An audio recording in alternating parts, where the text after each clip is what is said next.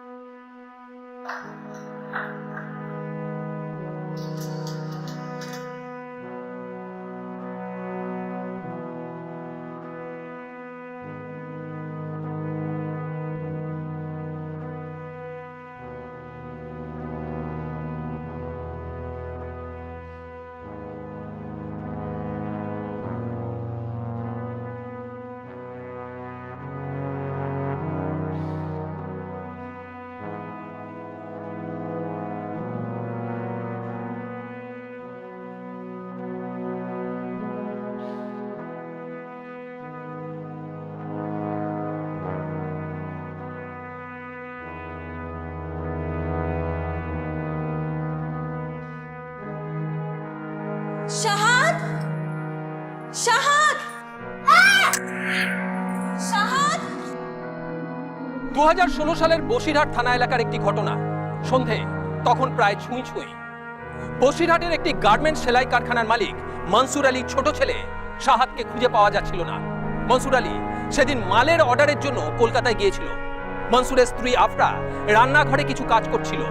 ছোট্ট শাহাদ তখন বাইরে খেলা করছিল, আর সেই সুযোগে কেউ বা কারা শাহাদকে নিয়ে চলে যায়। কিন্তু কি উদ্দেশ্য ছিল শাহাদকে কিডন্যাপ করার পেছনে? এরপর কি ঘটলো? শাহাদকে কি ফিরে পেল তার বাবা মা?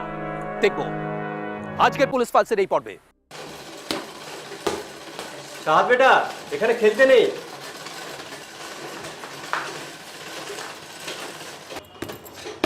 দেখো বেটা, এরকম করে না। এই বাইরে যা।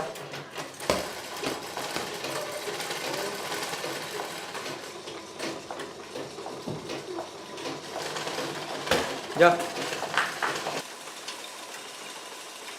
আমি মালিকের কাছে যাচ্ছি মাইনে বাড়ানোর ব্যাপারে কথা বলতে। তোমরা কি কেউ যাবে আমার সঙ্গে? দেখ ফাইন, অন্য কারখানায় এই রেটই চলছে, মনে হচ্ছে বাড়াবে না। শোন, অন্য কারখানা মালিকের সঙ্গে আমাদের মালিকের তুলনা করিস না। আমাদের মালিকের মতো কি অন্য কারখানা মালিকের এত ইনকাম রয়েছে নাকি? শালা, আমাদের বাড়িতে নুন আনতে পান্তা পুরোয়, আর উনি আছেন রাজার হালে। মাইনে কি বাড়াবে না বললেই হবে?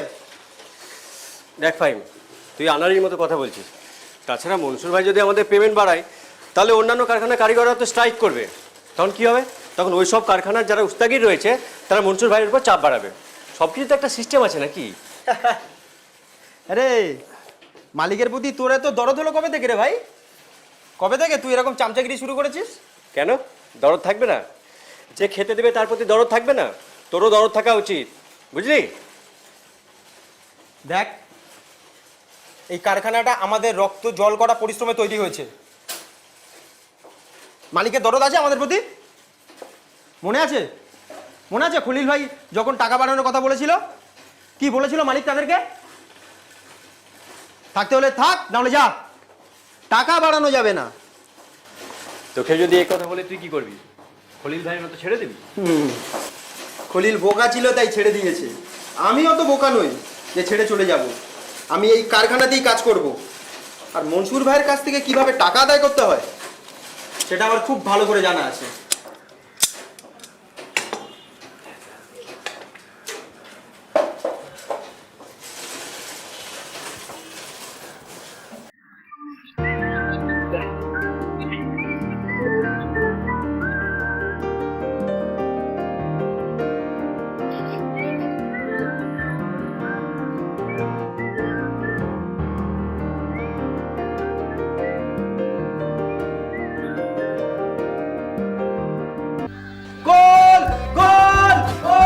এই অত চেঁচাচ্ছিস কেন? তো চাচাবো না তো কি করবো?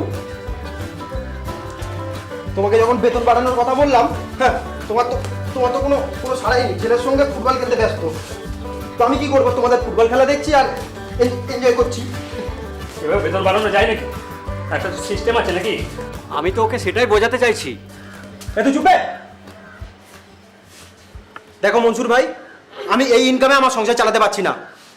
তোমার সিস্টেমে কি করতে হয় তুমি করো, কিন্তু আমার ইনকাম বাড়াও তুমি। তোর বেতন বাড়বে না। থাকতে হয় থাক, নাহলে চলে যা। বাহ মনসুর ভাই বাহ, আজ ওপরওয়ালা তোমাকে দিন দিয়েছে তাই তুমি এসব কথা বলছো। হাহ, একসময় আমার পাশে বসে তুমি মেশিন চালাতে, এসব কথা এখন তোমারই মানায়, কিন্তু একদিন আমারও দিন আসবে, সেদিন আমিও বুঝে নেব।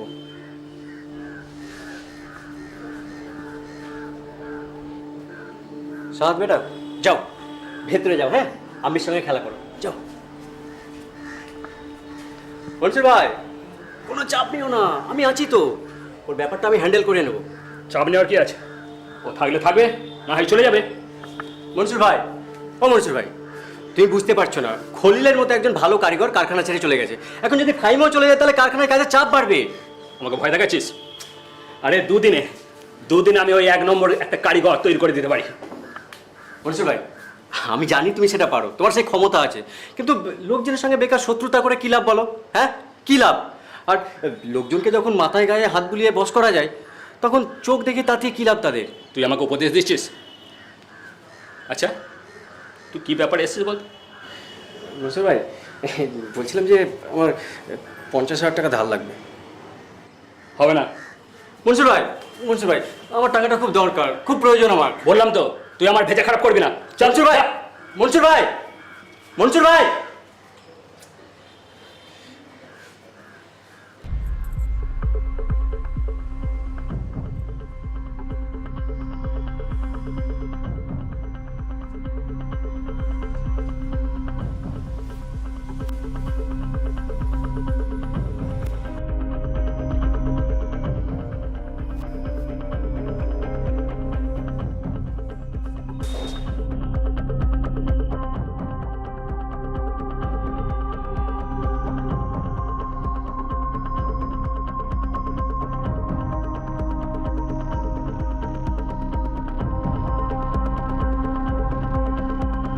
শাহাদ, সরে যা ওখান থেকে, ধারে দাঁড়াস না, সরে যা ওখান থেকে বাবা, ওখান থেকে সরে যা। ধারে দাঁড়িয়ে আছিস কেন? সর ওখান থেকে, পড়ে যাবি তো। সরে যা বাবা, সোনা আমার, সরে যা ওখান থেকে, পড়ে যাবি। আমি যাচ্ছি, সরে যা শাহাদ।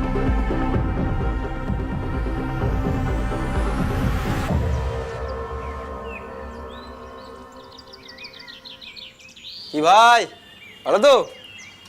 আরে কি খলিল ভাই, কি খবর তোমার? আরে কাজ ছেড়ে দিয়েছো সবই ঠিক আছে, এ ভাইদের ভুলে গেলে? না, ভুলে টুলে কিছু যায়নি, সবই ঠিক আছে, শুধু নিজের জ্বালা একটু চুপ আছি। কেন, তোমার আবার কিসের জ্বালা? হাহ, মনসুরের মুখের উপর কাজ ছুড়ে দিয়ে আসলে, এখানে আবার কাজও পেয়ে গেলে। জ্বালাই জ্বলছি তো আমরা, না পারছি ওর মুখ দেখতে, না পারছি কাজ ছাড়তে। খলিল ভাই শোনা, বলছি তোমাদের এখানে আমাকে একটা কাজ জুটিয়ে দাও না, আমিও চাই ওই মনসুর শালার মুখে কাজ ছুঁড়ে মারতে। ধরা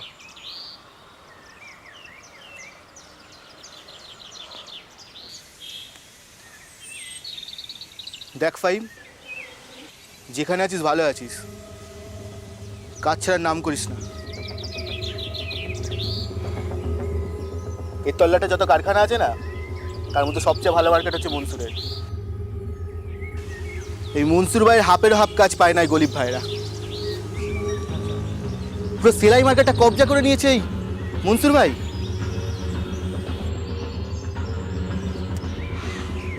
যে কাজগুলো করতে পারে না, সেই কাজগুলো পায় গরিব ভাইরা।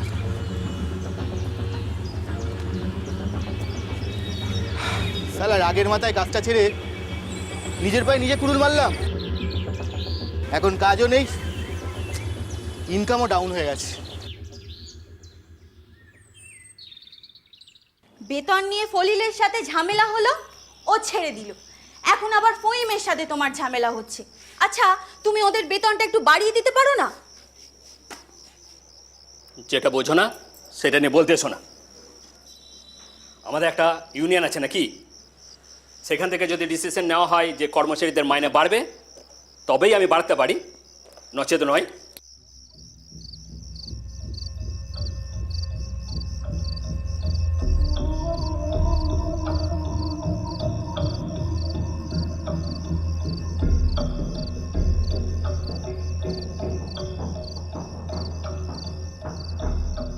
সেটা তো ওদের ভালোভাবে বুঝিয়ে বললেই হয়।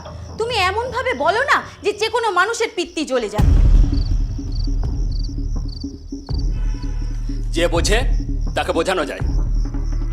তোমার ওই খলিল ফহিম এটা মিষ্টি কথার লোক নয়।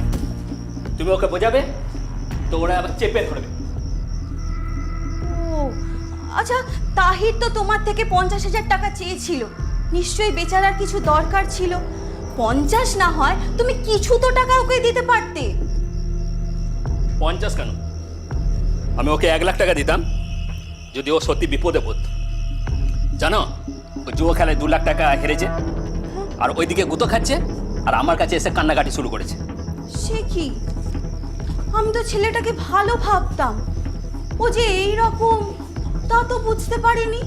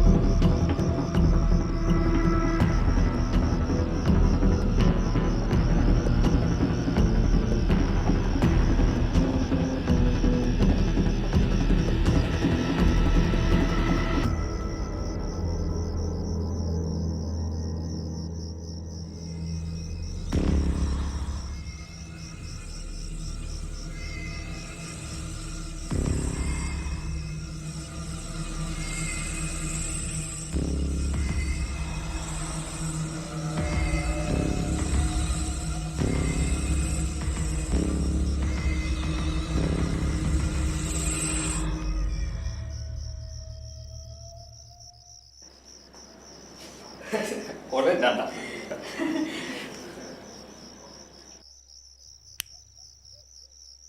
দরজাটা তো আমি বন্ধ করে গেছিলাম।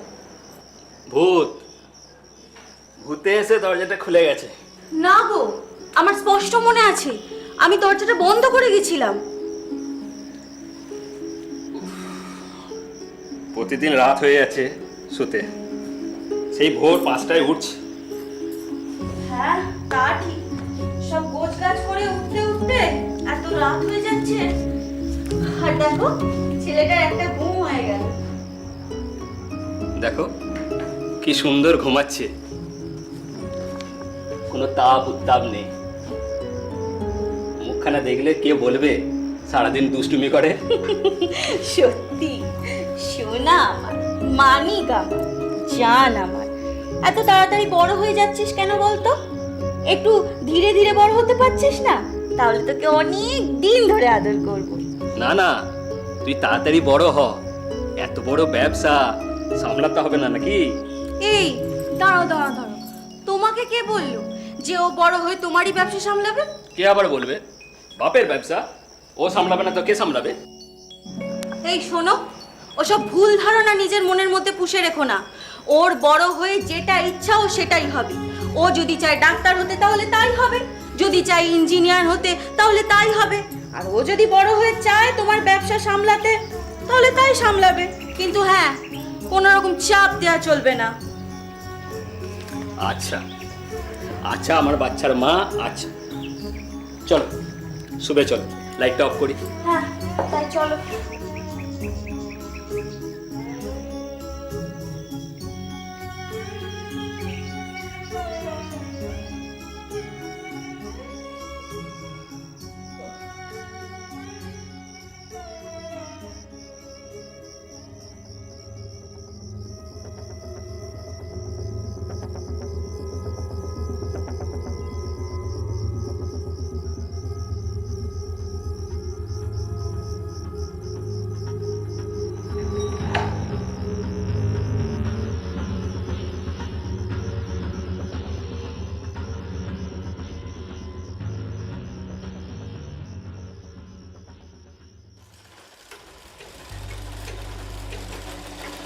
তাই ভাই, হ্যাঁ শুনেছো কাল রাতে নাকি মালিকের বাড়িতে চোর এসেছিল?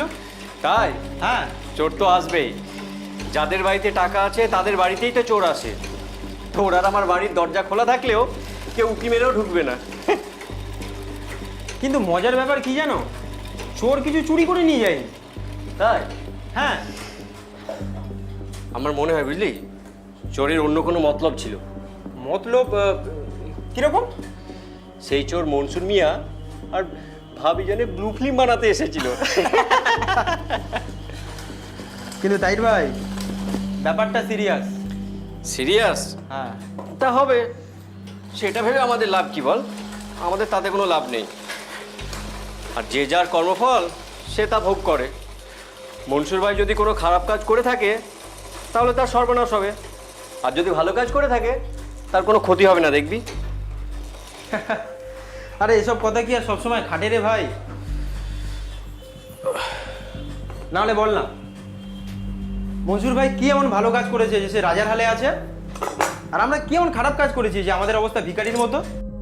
না তো তুই দেখ, ওর বাড়িতে চোর ঢুকলো কিন্তু কোনো ক্ষতি করলো না। ওর তো ক্ষতি হবেই। আমার মন বলছে মনসুর ভাইয়ের জন্য বড় ক্ষতি অপেক্ষা করছে। তাহলে চোর মনসুর ভাইয়ের বাড়িতে এলো অথচ কিছু নিয়ে গেল না। চোর যেটা নিতে এসেছিল নিশ্চয়ই সেটা পায়নি। তবে চোর আবার নিশ্চয় আসবে, ঠিক আসবে।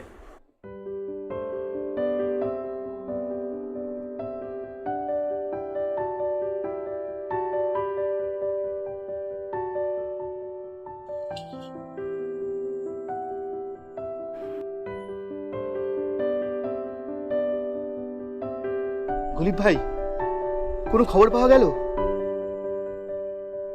না। 3 দিন হয়ে গেল, কোনো কাজ নেই। এইভাবে চললে আমাদের সংসার চলবে কি করে? এই ওস্তাগিরির অর্ডার তো তুমিই পাও, এবার কি হলো? কি আর হবে, মনসুর ঢুকে গেছে, তো সব অর্ডার নিয়ে চলে গেছে ওখান থেকে। মনসুর এখানেও ঢুকেছে? ওরে এত খাই! ওর খাই যে কিসে মিটবে কে জানে।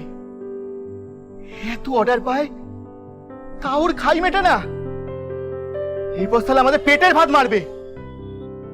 তোমরা এখন যাও ভাই, অর্ডার আসলে আমি তোমাদের ডেকে পাঠাবো।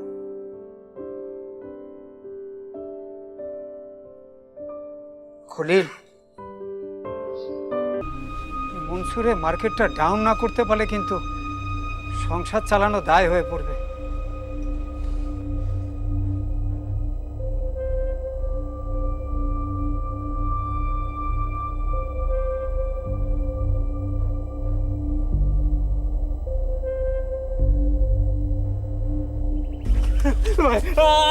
আমি সব দিয়ে দেবো, সব দিয়ে দেবো আমি।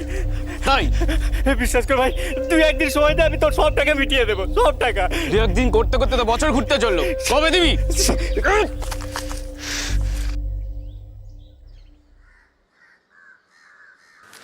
কই সই কর এখানে। এখানে তো 800 টাকা কম আছে। কিভাবে? তুই দেখ।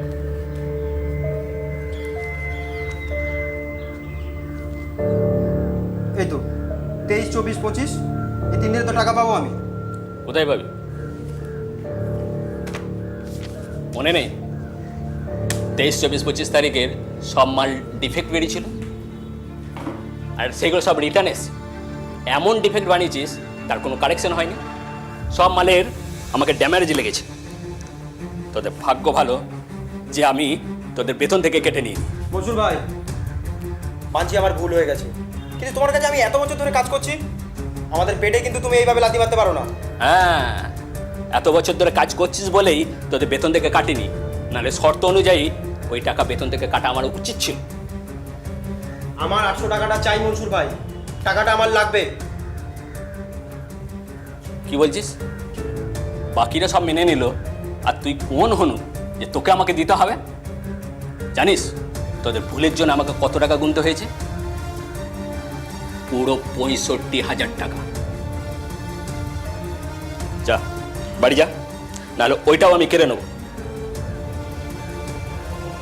কাজটা তুমি ঠিক করলে না।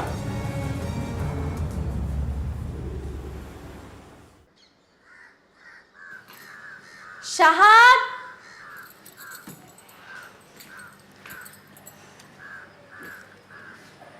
শাহাদ কোথায় গেল? শাহাদ, শাহাদ শাহাদ, শাহাদ, শাহাদ, শাহাদ, শাহাদ, শাহাদ, শাহাদ, শাহাদ, শাহাদ,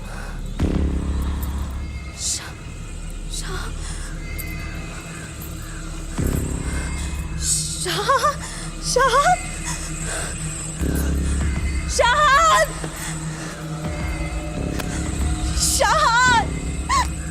শাহাদ, শাহাদ। শাহাদের বাবা মনসুর সেদিন কলকাতায় গিয়েছিল মালের অর্ডার নিতে। সেখান থেকে ফিরে এসে শোনে যে তার ছেলেকে পাওয়া যাচ্ছে না। অনেক খোঁজাখুঁজির পর যখন কোনো হদিশ মেলেনি শাহাদের, তখন তারা থানায় যায়, পুলিশকে জানায় খবরটা।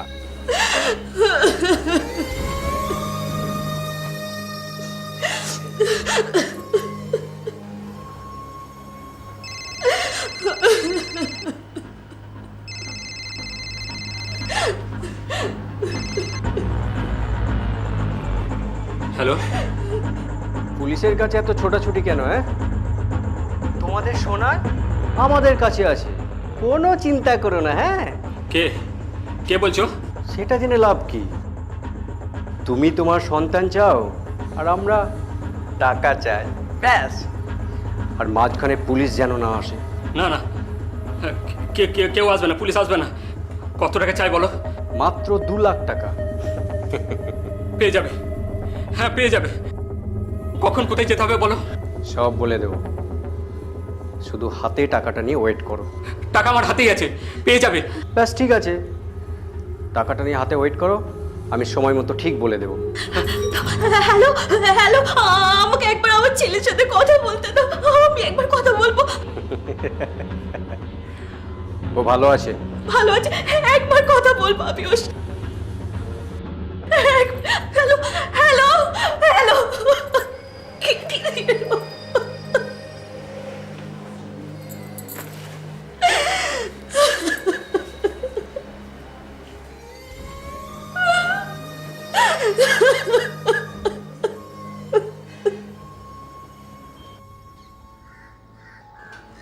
না,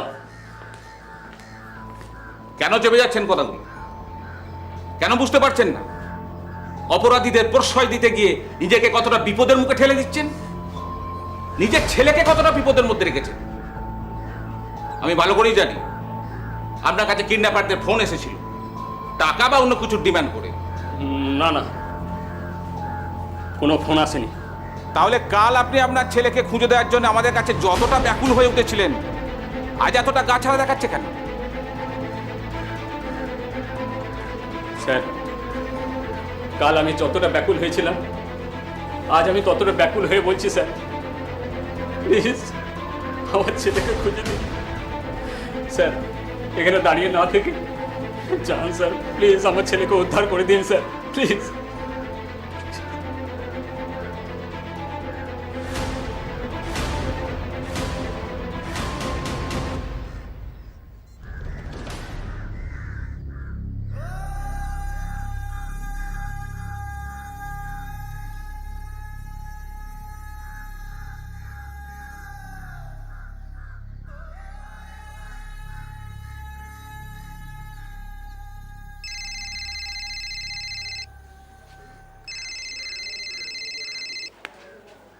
হ্যালো, টাকাটা রেডি আছে তো? হ্যাঁ হ্যাঁ, টাকা রেডি আছে, পুরো 2 লাখ টাকা। কখন কোথায় যেতে হবে? আজ রাত 9টায় তালতলার ভাঙা মন্দিরের পেছনে যে বটগাছটা আছে সেখানে টাকাটা রেখে যাবে। আর আমার ছেলে, তাকে কিভাবে পাবো? ছেলে ঠিক সময় মতো বাড়ি পৌঁছে যাবে। এ কি ধরনের কথা? তোমরা বললে টাকা রেডি করতে, আমি টাকা রেডি করলাম। না না, আমি টাকা দেবো, বাচ্চাকে নেবো। বাচ্চাটা আমাদের কাছেই আছে, তাই আমরা যেভাবে বলবো তেমনভাবে কাজ করবে।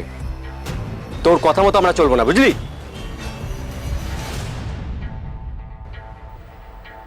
স্যার, এই নাম্বারটা থেকে কাল রাতে ফোন এসেছিল,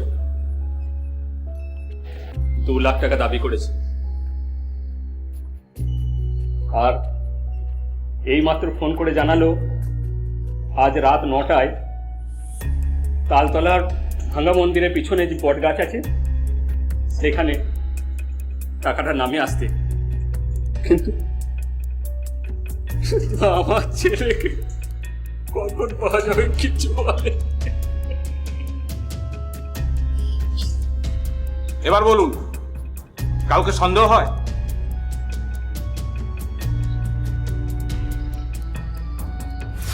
হ্যাঁ স্যার, আমার কারখানার এক কর্মচারী নাম ফহিম, কিছুদিন আগে ওর সঙ্গে পেমেন্ট নিয়ে তর্কাতর্কি হয়েছিল। ও কিন্তু আমাকে হুমকি সুরে কথা বলেছিল। আমার 800 টাকাটা চাই মনসুর ভাই, টাকাটা আমার লাগবে। কাজটা তুমি ঠিক করলে না।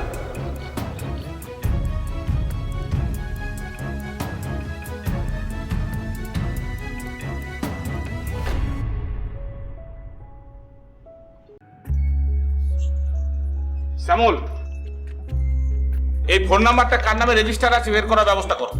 ওকে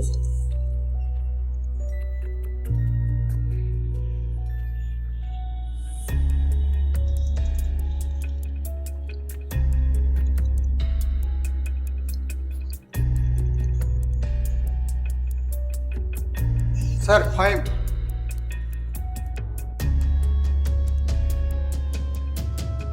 ফাইল, তুমি মনসুরের ছেলেকে কিডন্যাপ করে কোথায় রেখেছো? আমি মনসুর ভাইয়ের ছেলেকে কিডন্যাপ? আমি কেন কিডন্যাপ করতে যাব? 2 লক্ষ টাকার জন্য। আপনার মাথাটা খারাপ হয়ে গেছে স্যার। লকাপে ঢুকে না এমন ডান্ডা লাগাবো, বাজে কথা বলো তোর। সরি সরি সরি স্যার, মানে মনসুর ভাইয়ের ছেলেকে কিডন্যাপ করার জন্য শুধুমাত্র আমাকে সন্দেহ কেন? স্যার, তাহির আছে, খলিল আছে, এদের সঙ্গে তো মনসুর ভাইয়ের সম্পর্ক এমন কিছু ভালো নয়। আরেকটা কথা স্যার, মানে খলিল ভাইয়ের ব্যাপারে আমার কথাটা মনে পড়লো। যেদিন ওই মনসুর ভাইয়ের ছেলে কিডন্যাপ হয় না স্যার, সেদিনকে ওই খলিল ভাই খুব অদ্ভুতভাবে পাড়ার ওই নোংরা যে ডোবাটা আছে ওখানে হাত মুখ ধুচ্ছিল। মানে পাশেই ওর বাড়ি, আর ওর বাড়িতে কিন্তু জলের ব্যবস্থাও আছে। কেন করছিল আমি? মনসুরের বাচ্চা কোথায় সেটা আমি কি করে বলবো স্যার? বলবি তো তুই, কারণ 2 লাখ টাকার জন্য বাচ্চাটাকে তুই কিডন্যাপ করেছিস। বাহ স্যার বাহ, যাত্রার ঘাড়ে দোষ চাপিয়ে দিলেই হলো। আপনারা প্রমোশনের জন্য সব পারেন। আমাদের কথা ছাড়, তোর কথা বল। সেদিনকে নোংরা ডোবার জলে মুখ ধুচ্ছিলি কেন? কে বলেছে? তোরই এক সঙ্গী তাহির।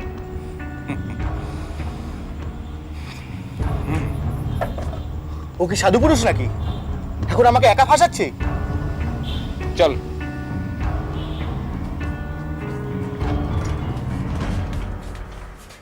মনসুরের ক্ষতি করাই আমার প্রথম টার্গেট ছিল। একটা ছোট্ট কারণে আমাকে যে অপমান করেছিল, সেই কারণেই আমি বাধ্য হয়েছিলাম ওর কাজ ছাড়তে। তারপর থেকেই আমার চেষ্টা ছিল ওর ক্ষতি করার। আমি বহুবার চেষ্টা করেও ওর কোনো ক্ষতি করতে পারিনি, কারণ আল্লাহ ওর সহায় ছিল। দেখলাম বাচ্চাটাই ওর জান। বাচ্চাটার ক্ষতি করতে পারলে মনসুরকে ভেঙে দেওয়া যাবে। তারপর আমি বহু চেষ্টা করি। একদিন বাচ্চাটা ছাদে খেলছিল, আমি লুকিয়ে ছাদে উঠে পড়ি।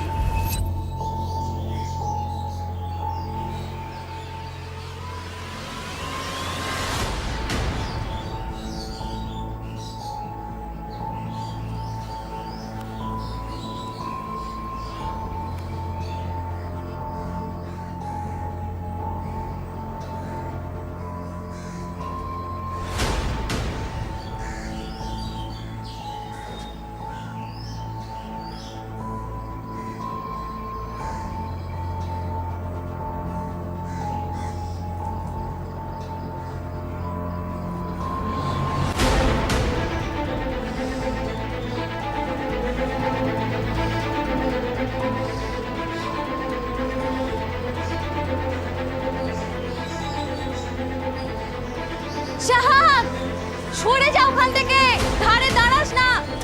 সরে যা ওখান থেকে বাবা, ওখান থেকে সরে যা। ধারে দাঁড়িয়ে আছিস কেন? সর ওখান থেকে, পড়ে যাবি তো। সরে যা বাবা, সোনা আমার, সরে যা ওখান থেকে, পড়ে যাবি। আমি যাচ্ছি, সরে যা শাহাব। সেদিনও আম্মির জন্য বেঁচে যায়। তারপর একদিন রাতে আমি ওর ঘরে ঢুকি ওকে তুলে আনার জন্য।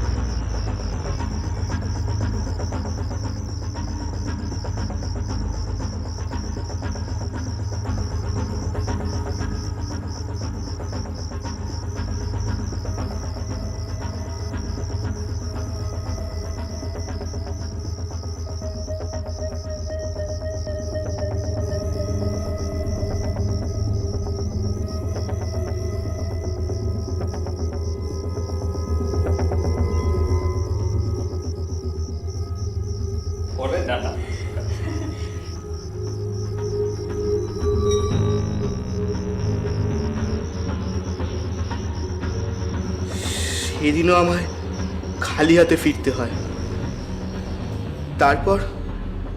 তারপর একদিন আল্লাহ আমার সহায় হয়। না, আল্লাহ নয়, শয়তান আমার সহায় হয়। মনসুর কলকাতায় যায় মাল আনতে। ভাবি আর বাচ্চা একা ছিল। আমি খেলার ছলে বাচ্চাটাকে বাইরে নিয়ে আসি।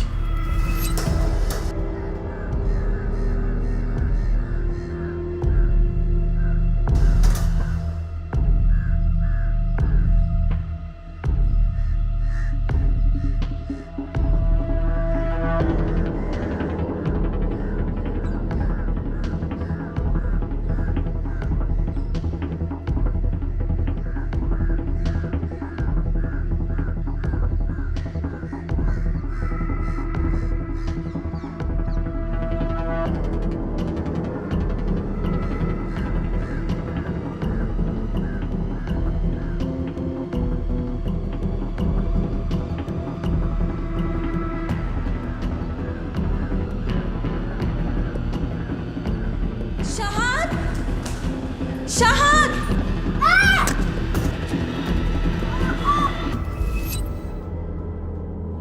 স্যার, আপনি যে ফোন নাম্বারটা দিয়েছিলেন ওটা তাহির আলী নামে রেজিস্টার্ড।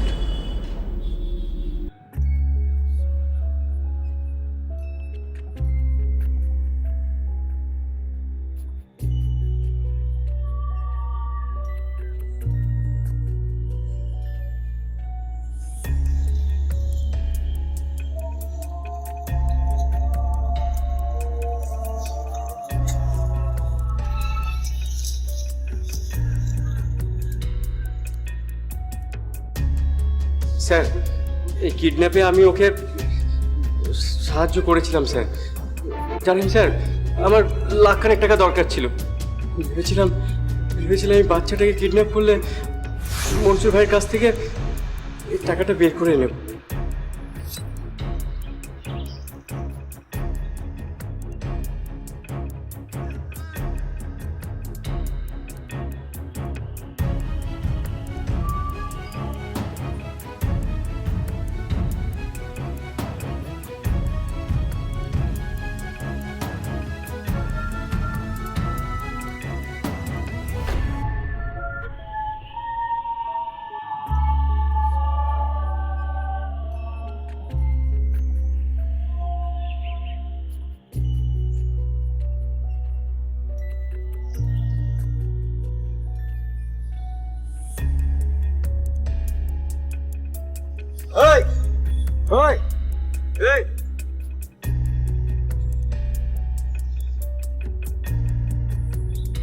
সুনীল ভাই, এ তো মারা গেছে।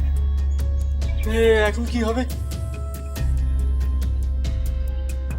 বস্তা শুদ্ধ অন্য কোথাও ফেলে দিয়ে আসি। চল, বস্তাটা বাদ।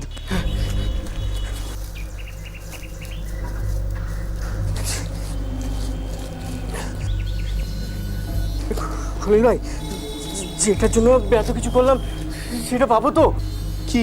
দেখো, বাচ্চাটা মারা গেছে আর সেটা তুমি জানো আর আমি জানো, আর কেউ জানে না। এখন যদি মনসুর ভাইকে ফোন করে বাচ্চাটা কিডন্যাপ হয়েছে এটা বলে কিছু টাকা হাতিয়ে নিতে পারি, তাহলে ব্যাস। গলা চিনতে পারবে না তো? আরে ছাড়ো তো, আমি সব হ্যান্ডেল করে নেবো, তুমি চিন্তা করো না।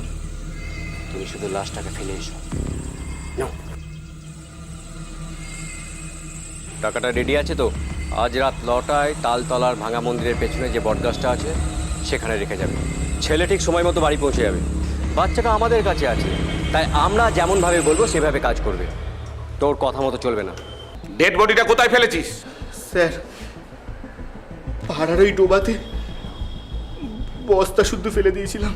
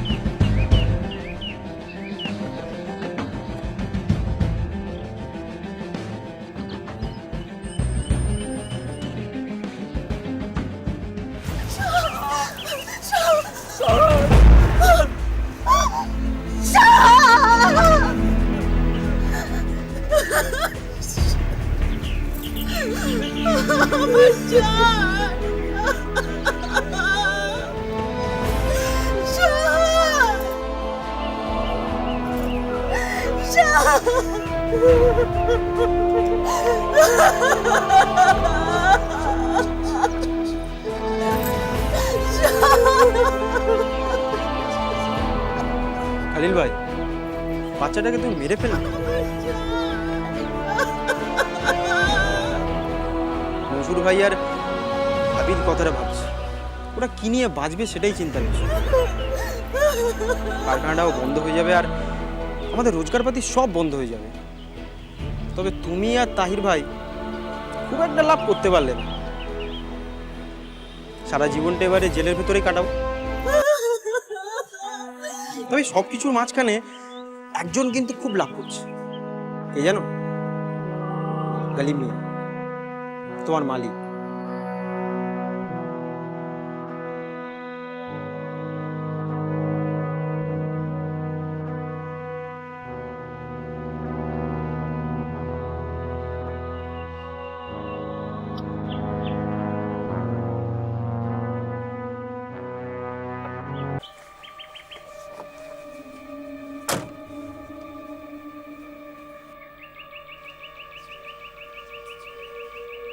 স্যার, আমার কিছু বলার আছে।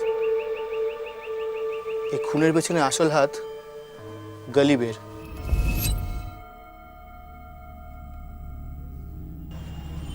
খলিল, এই মনসুরের ব্যবসাটা বসাতে না পারলে কিন্তু আমরা সব কটা পেটে মারা যাব। কিন্তু মনসুরের এমন রমরমা ব্যবসা বসাবে কি করে?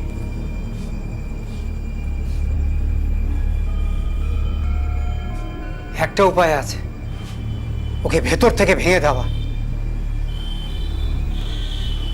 ওর বাচ্চাটাকে কিডন্যাপ করে যদি পাচার করে দেওয়া হয়, ব্যাস সব শেষ।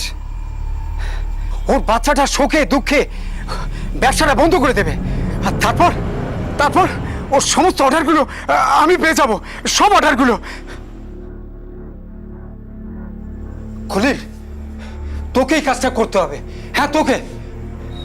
যদি পারিস তোকে এমন বকশিস দেব তুই স্বপ্নেও ভাবতে পারবি না।